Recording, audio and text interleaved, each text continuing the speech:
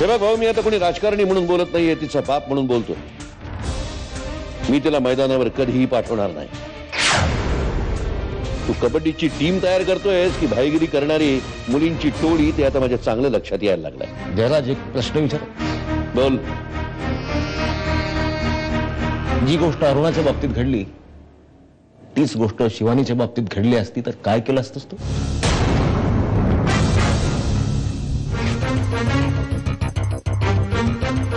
तुझ्या कृतीतून मला उत्तर मिळालं तरी निर्लज्जासारखा विनंती करतो की शिवानीला खेळू दे.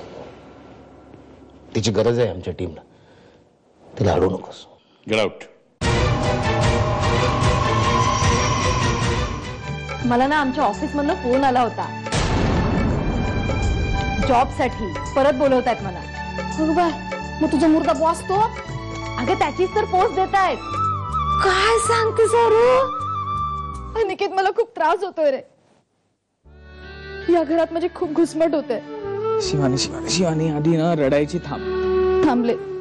फक्त रडत बसलीस, नशिबाला दोष देत बसलीस ना तर काहीच होणार नाही. कारण ह्यातून सगळ्यातून तुलाच बाहेर पडायचं आहे, तुलाच प्रयत्न करायचे आहेत. आणि शिवानी, तुला जे वाटतंय ना ते फक्त बोलू नकोस, करून दाखव. Take some action. Thanks Anik. तुझ्याशी बोलल्यावर मला खरंच खूप बरं वाटतं. मला पण. बाय. तुम्ही मैदानात का नाही आलात? तुम्ही नाहीये मला प्रश्न विचारायचे. मी ग्राउंड मध्ये येईन नाही तर नाही येईन. तुम्ही मला सल्ले द्यायचे नाही. अहो भाऊ, तो जयराज देशमुख तुम्हाला काहीतरी बोलतो आणि तुम्ही एवढं मनावर घेता. अरे केवळ जयराज देशमुख मला बोलला म्हणून मी चिडलेलो नाहीये. एक टीम मांडतायत. अहो मग विचारू ना, आपण शोधून आणू मुली. अगं पण शिवानी आणि ढोकळा सारखे प्लेयर्स आणायचे कुठून? तुमच्या स्पेशालिटीज बघून मी डावपेच आखले होते आणि बाहेरचे खेळाडू आणून आपली इंद्रधनू पूर्ण होणार नाहीये. काय करायचंय भाऊ?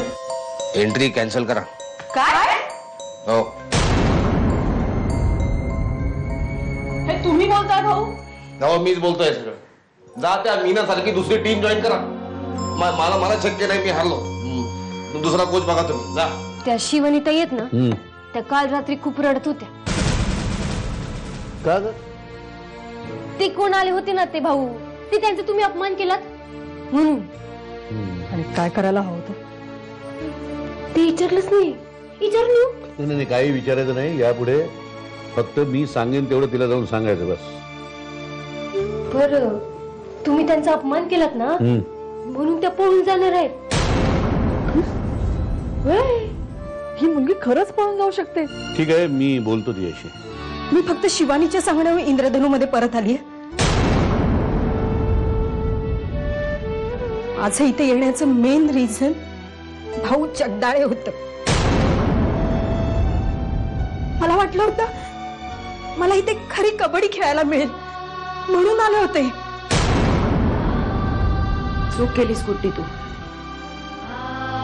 हा माणूस फक्त दुसऱ्यांना लढायला शिकवतो, स्वतः काही नाही करत. तोंड सांभाळून बोल अरुण. त्याचे हातपाय गालेले भाऊ मला माहितच नाहीये. तर अरुणा बरोबर बोलतेय भाऊ.